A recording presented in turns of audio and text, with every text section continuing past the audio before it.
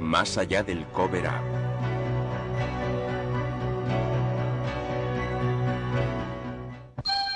A veces pienso en lo rápido que se desvanecerían nuestras diferencias si tuviésemos que afrontar una amenaza foránea procedente de otro mundo. Ronald Reagan. Los ojos eran de forma ovalada, la nariz muy estrecha. La boca y las orejas eran fisuras. No tenían pelo y presentaban una gran cabeza calva. La denominada clasificación de Hynek fue enunciada en 1972 por el astrofísico estadounidense Joseph Allen Hynek. Se trata de la primera clasificación del fenómeno ovni basada en criterios científicos. En ella Hynek propone las 3 clases siguientes de encuentros cercanos.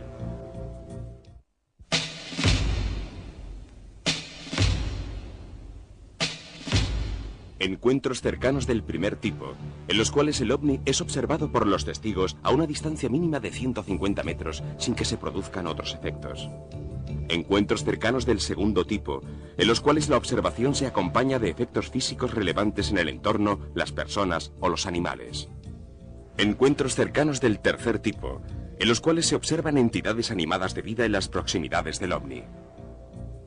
Encuentros cercanos del cuarto tipo. Esta definición, que no fue propuesta por Hynek, corresponde a los casos de secuestro, a abducciones. Tras los avistamientos de ovnis señalados en Estados Unidos en los últimos 50 años, parece lógico preguntarse por qué no habrán ido nunca a la Casa Blanca. En realidad han ido. El 26 de julio de 1952 la aviación intentó interceptar una docena de ovnis que volaban sobre la Casa Blanca. Al día siguiente la conferencia de prensa fue el mayor acontecimiento desde la Segunda Guerra Mundial. Hubo declaraciones muy diversas. Los recientes avistamientos no guardan relación alguna con proyectos secretos de ninguna de las bases experimentales de Estados Unidos. Con todos mis respetos por la Fuerza Aérea, algunos aparatos son de origen foráneo. Pertenezco a la Organización para la Investigación de la Inteligencia Biológica del Departamento de la Marina. Conozco los programas de nuestros aviones y misiles teledirigidos y puedo declarar sin la menor reserva que la Marina no tiene aviones ni misiles en forma de naves espaciales en ninguno de sus programas. Los primeros artículos sobre ovnis causaron tanto alboroto que la Fuerza Aérea creó una unidad de investigación denominada Proyecto Blue Book. Tenemos con nosotros a 2 coroneles retirados que participaron activamente en aquellas investigaciones. Robert Friend, que fue director del Proyecto Blue Book durante 5 años, y William Coleman, que fue portavoz del Pentágono para la Fuerza Aérea. ¿La Fuerza Aérea ya se había ocupado del fenómeno de los ovnis antes del episodio de la Casa Blanca? Durante la Segunda Guerra Mundial, nuestros pilotos habían visto lo que llamábamos gremlins o Foo Fighters, esferas de fuego que parecían volar al lado de nuestros aviones. Temíamos que fueran armas extranjeras fabricadas para amenazar nuestra seguridad nacional. ¿La Fuerza Aérea intentó alguna vez capturar un ovni? Sí, en 1948 un piloto, Thomas Mantell, se estrelló mientras perseguía un ovni. Este incidente apareció publicado en los periódicos de todo el mundo. Se le dio tanta importancia al incidente porque se pensaba que los ovnis eran de origen extraterrestre. Así es, pero había otros que rechazaban la hipótesis sobre la base de pruebas insuficientes. Hasta el nombre del proyecto fue modificado de Sign a Grach, para eludir la negativa asociación de ideas que el nombre sugería. Cuando iniciamos el trabajo, empezamos a tener problemas. Se cuestionaba la forma en que desarrollábamos nuestras investigaciones sobre los ovnis. Estábamos constantemente bajo el control del Congreso de Estados Unidos. Teníamos que informar sobre el modo en que desarrollábamos el proyecto. Al final no nos llevamos una sorpresa cuando en 1969 se tomó la decisión de disolver el proyecto Blue Book. De los más de 12.000 avistamientos estudiados y analizados por el Blue Book, solo 701 no pudieron ser explicados, y de estos alrededor de un centenar nos parecieron verdaderamente alarmantes. ¿Por qué? Porque respondían a los 2 criterios según los cuales un fenómeno se define como alarmante: rareza notable y alta credibilidad. Esto sucede cuando unos testigos dignos de confianza, como por ejemplo los pilotos militares, ven algo que nunca habían visto antes. ¿El nivel de tecnología de aquellos objetos podía ser una amenaza para nuestra seguridad? No, pero estábamos perplejos porque estos ovnis parecían capaces de realizar maniobras aéreas que nosotros no podíamos igualar, y sus características podían representar una amenaza para nuestra seguridad nacional. ¿Qué ha pasado con el proyecto Blue Book? Está cerrado. Fue suspendido en 1969 y no volverá a ponerse en marcha. Gracias por su intervención. Y ahora, a propósito del Blue Book, oigamos el testimonio de un científico que trabaja para el gobierno y que ha querido permanecer en el anonimato, por lo que hemos distorsionado su voz y su rostro. Pero su credibilidad queda garantizada por el equipo de investigación de Bill Moore y James Chandra. El científico tiene un nombre en clave, Cóndor. El proyecto Blue Book era solo un programa de bajo nivel, a través del cual la Fuerza Aérea recogía toda la información posible sobre los avistamientos. El personal era mínimo: un funcionario, un alto oficial de la Marina, un secretario y un científico. Los informes más interesantes y explosivos del Blue Book eran sustraídos con frecuencia por topos que trabajaban dentro de la organización. Los informes eran retirados de los ficheros y nunca volvían a aparecer. En cuanto al trabajo del Blue Book, el proyecto estaba orientado a demostrar por todos los medios posibles la escasa credibilidad de los testimonios. Indudablemente, no querían que hubiese cosas inexplicadas. El propósito del Blue Book era minimizar el efecto de los informes y tratar de explicar lo máximo posible. Lógicamente, las cosas funcionaron. Funcionaron en el sentido de que el proyecto Blue Book fue abandonado, lo cual puso fin a la participación de las fuerzas aeronavales y de las fuerzas aeroespaciales y a la información pública al respecto. Naturalmente, el trabajo continuó a través de operaciones secretas. Cuando el Blue Book se cerró, el gobierno había asumido oficialmente la idea de que los ovnis no existían. La población lo aceptó como un hecho, pero las cosas no estaban tan claras.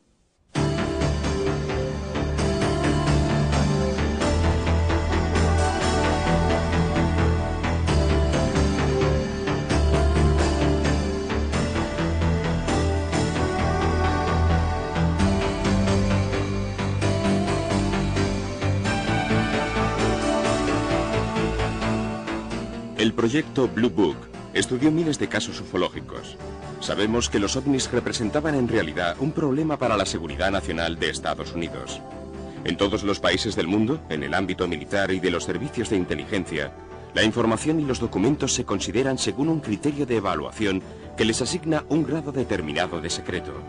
En Estados Unidos y en la OTAN se emplea una terminología constituida por términos como confidential, secret, top secret, y así sucesivamente hasta los grados más altos, como Cosmic Top Secret o Eyes Only, solo para ver. Documentos de los que solo existe un ejemplar y cuya duplicación está absolutamente prohibida, por lo que solo pueden ser leídos por los interesados. La clasificación del grado de secreto permite que ciertas informaciones pasen de un nivel superior a otros inferiores hasta llegar a la desclasificación, a partir de la cual es posible su lectura y difusión sin restricciones particulares. En el campo ufológico, un volumen notable de documentos oficiales de diversos países corresponden a materiales e informes clasificados originalmente como secretos y posteriormente desclasificados y puestos a disposición del público. Es lo que ha sucedido, aunque solo parcialmente, con los documentos, las fotos, las películas y las pruebas sobre los ovnis recogidos por el proyecto Blue Book.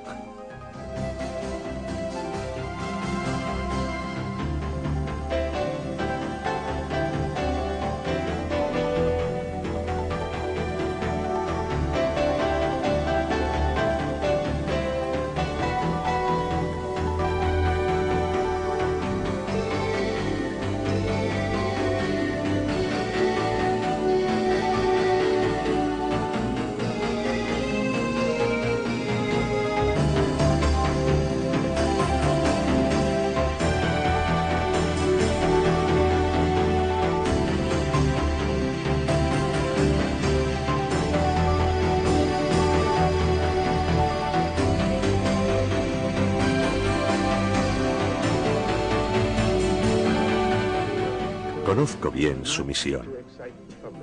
Les han dicho que no asusten a la gente, que no fomenten la alarma. Lo he visto con mis propios ojos. Cuando se encuentran ante un suceso que no pueden explicar, y no son pocos, se inventan una explicación. Ha sido así. Cuando los acontecimientos son muy difíciles de explicar, son capaces de dar auténticos saltos mortales para excluir toda posibilidad de duda. Esa es su misión, por justa o equivocada que parezca, evitar que la gente se alarme.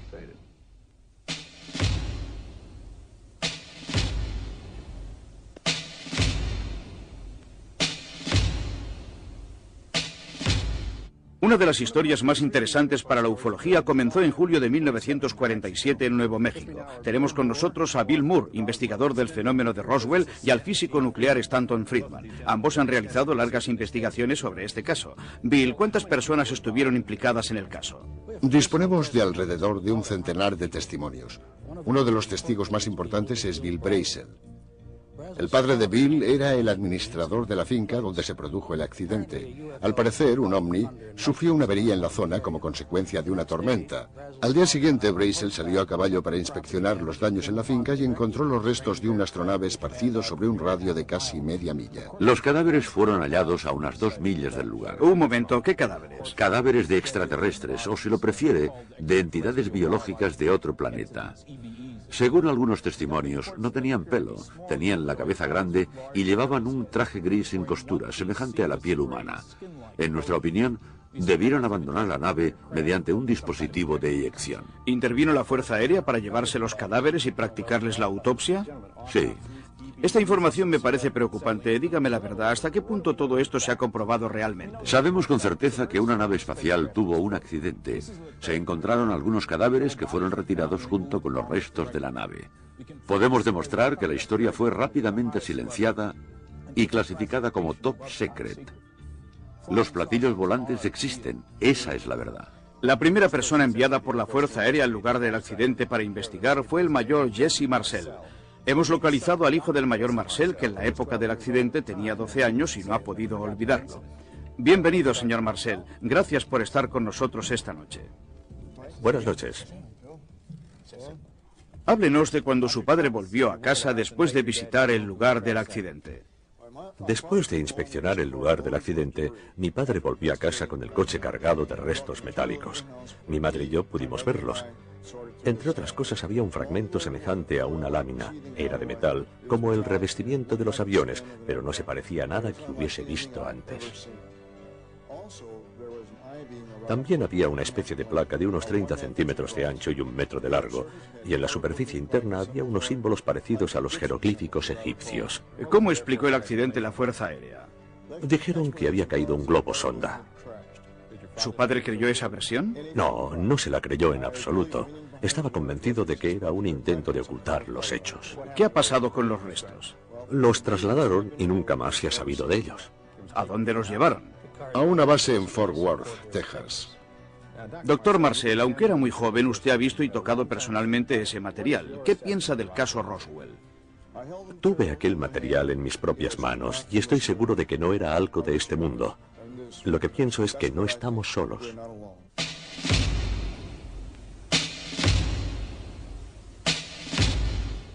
Hemos hablado con Bill Moore. Dentro de un momento hablaremos también con James Chandler, productor y director televisivo. Hace 6 años ellos empezaron a tener contactos con agentes del gobierno a propósito de los ovnis y han reunido una importante cantidad de información sobre los programas desarrollados por el gobierno en este ámbito. Bill, ¿cómo se iniciaron esos contactos? Después de un programa de radio en el que yo había participado, un hombre me llamó y me dijo: "Usted es la única persona que ha hablado de manera coherente sobre este tema". Me dijo que era un agente del gobierno de los servicios secretos y que quería ofrecer a la opinión pública información sobre los ovnis. ¿Se refiere a Falcon, cuya voz hemos escuchado distorsionada para proteger su identidad? Así es. El material que recibí de Falcon era tan increíble que pensé que yo solo no iba a poder manejarlo. Así fue como empecé a colaborar con James. En junio de 1982, Falcon nos habló del MJ-12. Las funciones del MJ-12 eran las de un grupo político que se ocupaba de las actividades extraterrestres y los contactos con ovnis en Estados Unidos. Este grupo político contaba con la aprobación presidencial. Una rama militar aplicaba las decisiones del MJ-12. ¿Cómo ha conseguido los documentos sobre este grupo? Me fueron enviados en un sobre que contenía la orden ejecutiva del presidente Truman de instituir el MJ-12 y un documento para el presidente Eisenhower destinado a informarle sobre el incidente de Roswell y sobre el hallazgo de cadáveres de extraterrestres. Después recibimos tarjetas postales procedentes de Nueva Zelanda con jeroglíficos. Eran algo así como adivinanzas, y resolviendo una de ellas, por ejemplo, llegamos a los archivos oficiales de Sweetland, en Maryland, donde descubrimos y consultamos documentos clasificados como Top Secret. Aquello nos llevó al documento Cutler-Twining. Nuestros encuentros con él eran secretos. Un momento, adivinanzas, tarjetas postales, palabras en clave, encuentros secretos. ¿Nunca se les ocurrió pensar que todo fuera una broma? Sí, claro, pero cada vez había una prueba que nos convencía. En su opinión, ¿el MJ-12 existió realmente? Es muy difícil conseguir pruebas al respecto, porque ninguna agencia del gobierno reconoce públicamente su existencia. Si no tienen pruebas, ¿cómo pueden estar seguros? Trabajamos con expertos para comprobar la autenticidad de los documentos, pero lo más importante es que los contactos con Falcon y con otros testigos que han trabajado para el gobierno se multiplicaron. ¿Dignos de confianza? Nos hemos entrevistado con ellos y hemos comprobado sus credenciales. La posición de Falcon, por ejemplo, le daba acceso a la infraestructura del MJ-12. Escuchemos sus palabras. El MJ-12 era un grupo de presión dentro del gobierno creado por el presidente Truman a comienzos de los años 50.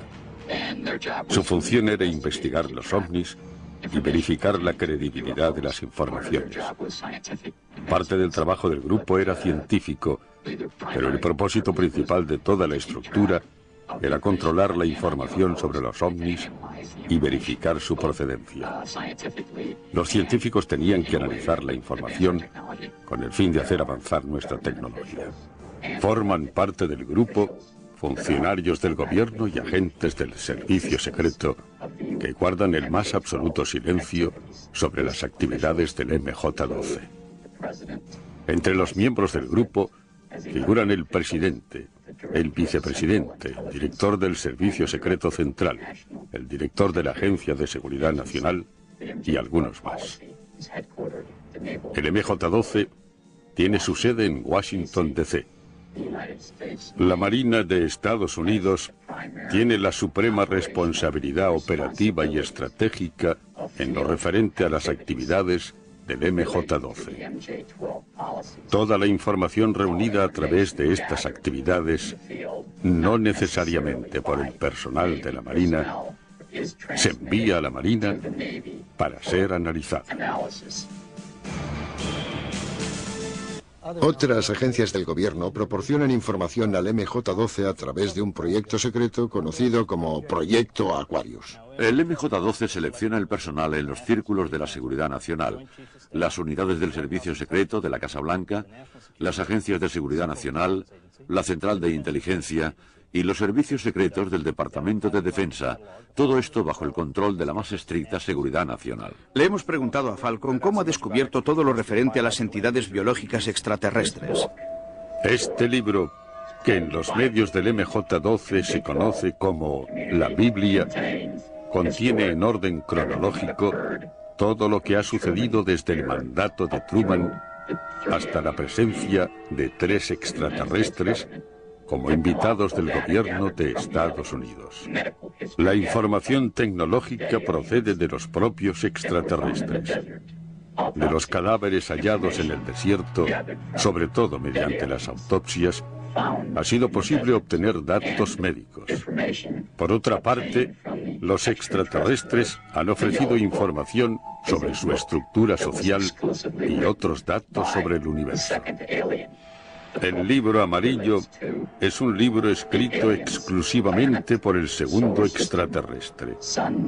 Los libros hablan del planeta de los extraterrestres, de su sistema solar, de su cultura, de su estructura social y de su vida entre nosotros. Pero en mi experiencia con los extraterrestres, lo más interesante ha sido observar que siempre llevaban en la mano un objeto de cristal de forma octogonal, con el que podían enseñar imágenes. imágenes correspondientes a su planeta o a la Tierra, tal como era hace miles de años.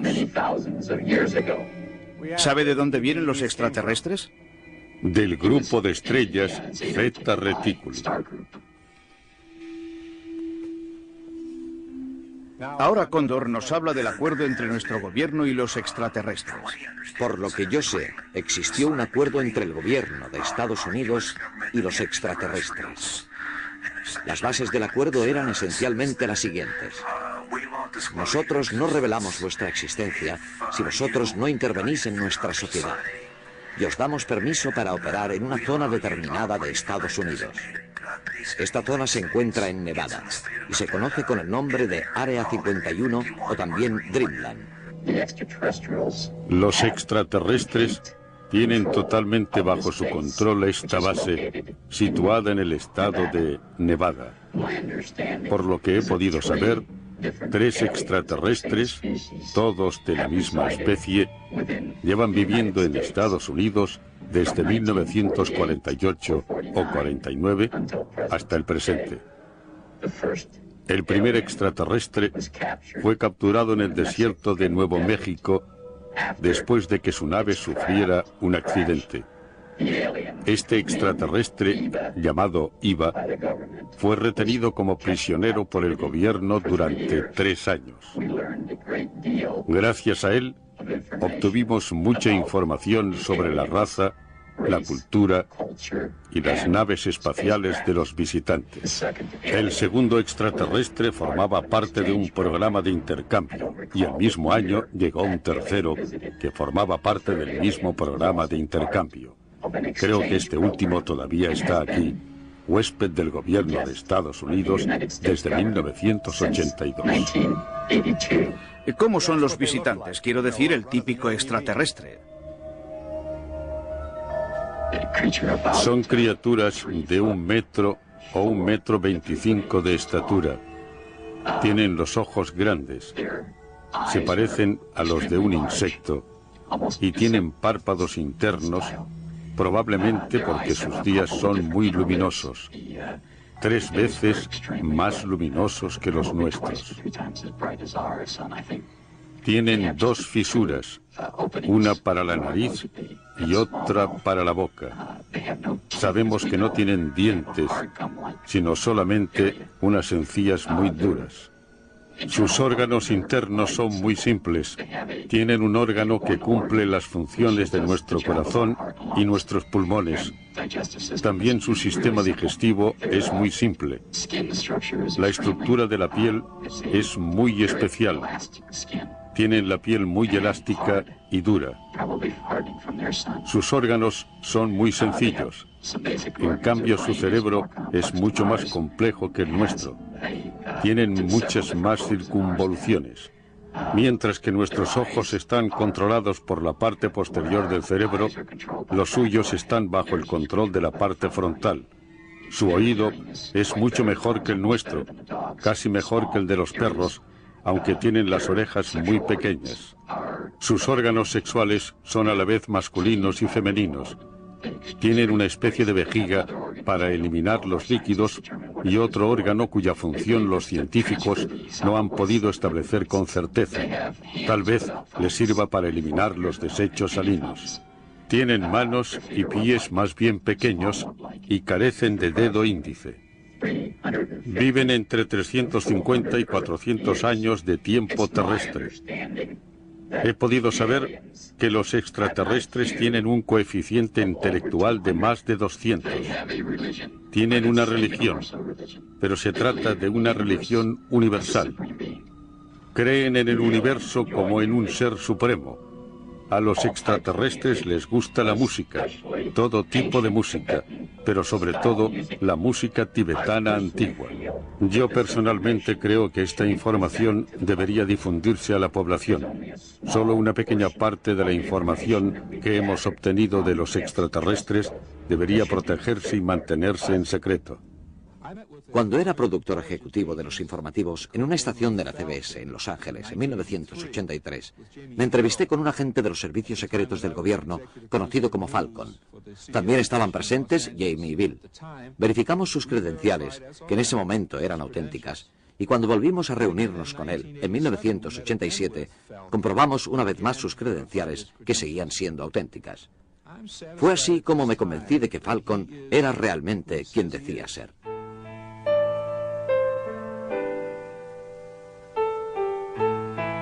Estaba durmiendo y me desperté.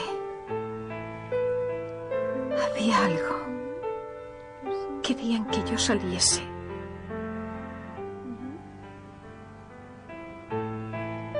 Y yo no sabía cómo hacerlo.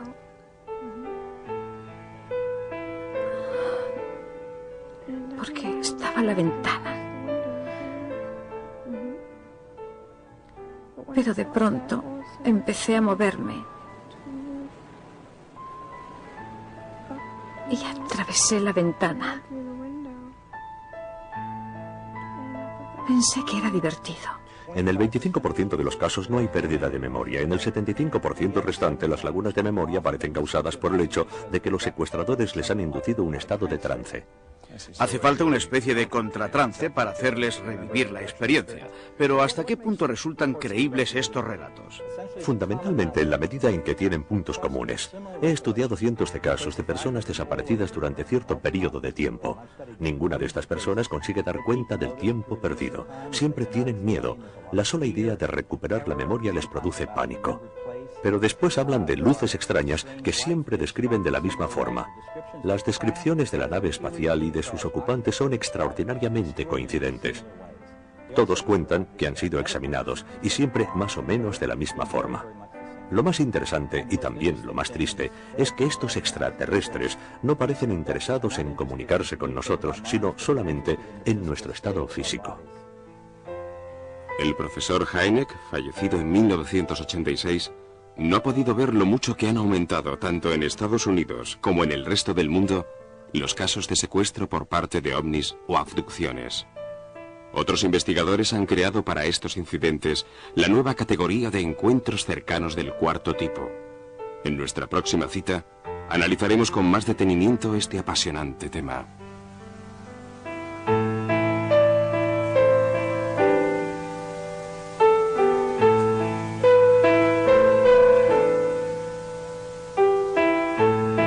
OVNI basada en criterios científicos.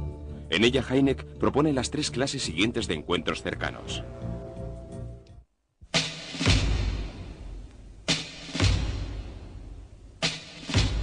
Encuentros cercanos del primer tipo, en los cuales el ovni es observado por los testigos a una distancia mínima de 150 metros sin que se produzcan otros efectos. Encuentros cercanos del segundo tipo, en los cuales la observación se acompaña de efectos físicos relevantes en el entorno, las personas o los animales. Encuentros cercanos del tercer tipo, en los cuales se observan entidades animadas de vida en las proximidades del ovni. Encuentros cercanos del cuarto tipo. Esta definición, que no fue propuesta por Hynek, corresponde a los casos de secuestro, a abducciones. Tras los avistamientos de ovnis señalados en Estados Unidos en los últimos 50 años, parece lógico preguntarse por qué no habrán ido nunca a la Casa Blanca. En realidad han ido. El 26 de julio de 1952 la aviación intentó interceptar una docena de ovnis que volaban sobre la Casa Blanca. Al día siguiente la conferencia de prensa fue el mayor acontecimiento de... Solo 701 no pudieron ser explicados, y de estos alrededor de un centenar nos parecieron verdaderamente alarmantes. ¿Por qué? Porque respondían a los 2 criterios según los cuales un fenómeno se define como alarmante, rareza notable y alta credibilidad. Esto sucede cuando unos testigos dignos de confianza, como por ejemplo los pilotos militares, ven algo que nunca habían visto antes. ¿El nivel de tecnología de aquellos objetos podía ser una amenaza para nuestra seguridad? No, pero estábamos perplejos porque estos ovnis parecían capaces de realizar maniobras aéreas que nosotros no podíamos igualar, y sus características podían representar una amenaza para nuestra seguridad nacional. ¿Qué ha pasado con el proyecto Blue Book? Está cerrado. Fue suspendido en 1969 y no volverá a ponerse en marcha. Gracias por su intervención. Y ahora, a propósito del Blue Book, oigamos el testimonio de un científico que trabaja para el gobierno y que ha querido permanecer en el anonimato, por lo que hemos distorsionado su voz y su rostro. Pero su credibilidad queda garantizada por el equipo de investigación de Bill Moore y James Shandara. El científico tiene un nombre en clave: Cóndor.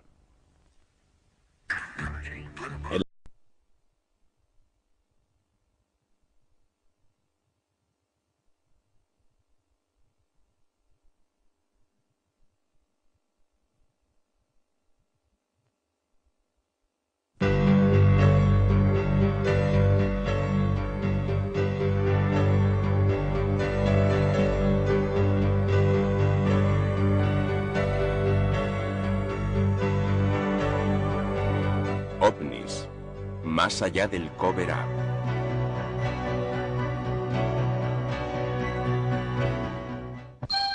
A veces pienso en lo rápido que se desvanecerían nuestras diferencias si tuviésemos que afrontar una amenaza foránea procedente de otro mundo. Ronald Reagan. Los ojos eran de forma ovalada, la nariz muy estrecha. La boca y las orejas eran fisuras. No tenían pelo y presentaban una gran cabeza calva. La denominada clasificación de Hynek fue enunciada en 1972 por el astrofísico estadounidense Joseph Allen Hynek. Se trata de la primera clasificación del fenómeno de la Segunda Guerra Mundial. Hubo declaraciones muy diversas. Los recientes avistamientos no guardan relación alguna con proyectos secretos de ninguna de las bases experimentales de Estados Unidos. Con todos mis respetos por la Fuerza Aérea, algunos aparatos son de origen foráneo. Pertenezco a la Organización para la Investigación de la Inteligencia Biológica del Departamento de la Marina. Conozco los programas de nuestros aviones y misiles teledirigidos y puedo declarar sin la menor reserva que la Marina no tiene aviones ni misiles en forma de naves espaciales en ninguno de sus programas. Los primeros artículos sobre ovnis causaron tanto alboroto que la Fuerza Aérea creó una unidad de investigación denominada Proyecto Blue Book. Tenemos con nosotros a dos coroneles retirados que participaron activamente en aquellas investigaciones. Robert Friend, que fue director del Proyecto Blue Book durante 5 años, y William Coleman, que fue portavoz del Pentágono para la Fuerza Aérea. ¿La Fuerza Aérea ya se había ocupado del fenómeno de los ovnis antes del episodio de la Casa Blanca? Durante la Segunda Guerra Mundial, nuestros pilotos habían visto lo que llamábamos gremlins o Foo Fighters, esferas de fuego que parecían volar al lado de nuestros aviones. Temíamos que fueran armas extranjeras fabricadas para amenazar nuestra seguridad nacional. ¿La Fuerza Aérea intentó alguna vez capturar un ovni? Sí, en 1948 un piloto, Thomas Mantell, se estrelló mientras perseguía un ovni. Este incidente apareció publicado en los periódicos de todo el mundo. Se le dio tanta importancia al incidente porque se pensaba que los ovnis eran de origen extraterrestre. Así es, pero había otros que rechazaban la hipótesis sobre la base de pruebas insuficientes. Hasta el nombre del proyecto fue modificado de Sign a Gratch, para eludir la negativa asociación de ideas que el nombre sugería. Cuando iniciamos el trabajo empezamos a tener problemas. Se cuestionaba la forma en que desarrollábamos nuestras investigaciones sobre los ovnis. Estábamos constantemente bajo el control del Congreso de Estados Unidos. Teníamos que informar sobre el modo en que desarrollábamos el proyecto. Al final no nos llevamos una sorpresa cuando en 1969 se tomó la decisión de disolver el proyecto Blue Book. De los más de 12.000 avistamientos estudiados y analizados por el Blue Book, de forma ovalada, la nariz muy estrecha. La boca y las orejas eran fisuras. No tenían pelo y presentaban una gran cabeza calva. La denominada clasificación de Hynek fue enunciada en 1972 por el astrofísico estadounidense Joseph Allen Hynek. Se trata de la primera clasificación del fenómeno ovni basada en criterios científicos. En ella, Hynek propone las 3 clases siguientes de encuentros cercanos.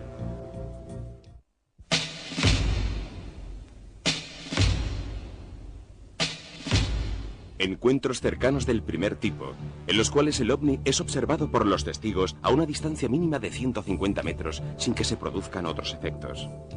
Encuentros cercanos del segundo tipo,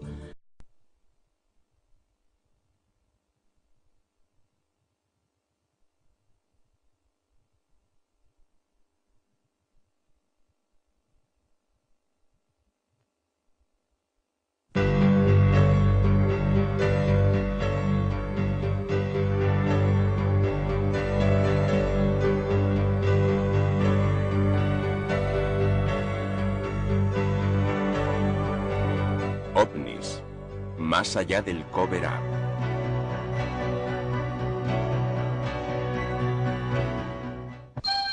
A veces pienso en lo rápido que se desvanecerían nuestras diferencias si tuviésemos que afrontar una amenaza foránea procedente de otro mundo. Ronald Reagan. Los ojos eran... En los cuales la observación se acompaña de efectos físicos relevantes en el entorno, las personas o los animales. Encuentros cercanos del tercer tipo, en los cuales se observan entidades animadas de vida en las proximidades del ovni. Encuentros cercanos del cuarto tipo. Esta definición, que no fue propuesta por Hynek, corresponde a los casos de secuestro, a abducciones. Tras los avistamientos de ovnis señalados en Estados Unidos en los últimos 50 años, parece lógico preguntarse por qué no habrán ido nunca a la Casa Blanca. En realidad han ido. El 26 de julio de 1952 la aviación intentó interceptar una docena de ovnis que volaban sobre la Casa Blanca. Al día siguiente la conferencia de prensa fue el mayor acontecimiento desde la Segunda Guerra Mundial. Hubo declaraciones muy diversas. Los recientes avistamientos no guardan relación alguna con proyectos secretos de ninguna de las bases experimentales de Estados Unidos. Con todos mis respetos por la Fuerza Aérea, algunos aparatos son de origen foráneo. Pertenezco a la Organización para la Investigación de la Inteligencia Biológica del Departamento de la Marina. Conozco los programas de nuestros aviones y misiles teledirigidos y puedo declarar sin la menor reserva que la Marina no tiene aviones ni misiles en forma de naves espaciales en ninguno de sus programas. Los primeros artículos sobre ovnis causaron tanto alboroto que la Fuerza Aérea creó una unidad de investigación denominada Proyecto Blue Book. Tenemos con nosotros a dos coroneles retirados que participaron activamente en aquellas investigaciones. Robert Friend, que fue director del Proyecto Blue Book durante 5 años, y William Coleman, que fue portavoz del Pentágono para la Fuerza Aérea. ¿La Fuerza Aérea ya se había ocupado del fenómeno de los ovnis antes del episodio de la Casa Blanca? Durante la Segunda Guerra Mundial, nuestros pilotos habían visto lo que llamábamos gremlins o Foo Fighters, esferas de fuego que parecían volar al lado de nuestros aviones. Temíamos que fueran armas extranjeras fabricadas para amenazar nuestra seguridad nacional. ¿La Fuerza Aérea intentó alguna vez capturar un ovni? Sí, en 1948 un piloto, Thomas Mantell, se estrelló mientras perseguía un ovni. Este incidente apareció publicado en los periódicos de todo el mundo. Se le dio tanta importancia al incidente porque se pensaba que los ovnis eran de origen extraterrestre. Así es, pero